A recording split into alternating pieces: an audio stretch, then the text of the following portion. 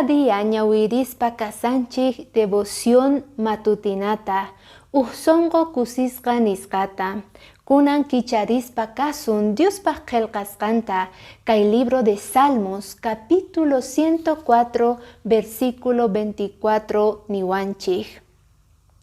Ima sumaq ruwasqayki makisniykiwan Dios tatay. Tukuy imata ruwayki yachaynikiwan. Chayraygu kay pacha junt'akasan bendicionesnikiwan. Runas kawsasunman kay hayp'api mana mikhuspa, nitaq puñuspa, nitaq uhyaspa yakuta, pero mana kawsasunmanchu mana samaspa.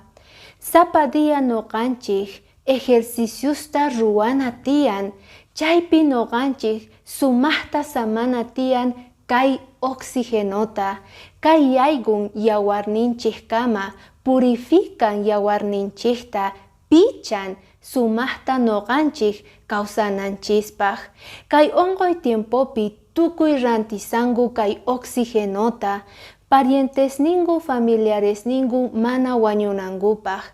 Diosninchik yachayninwan ruwarqa tukuy imata kay hayp'api.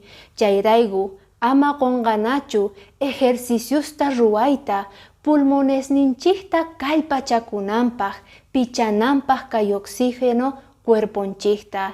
Noqanchispi kasan cuidakuykunanqa. Bendiciones.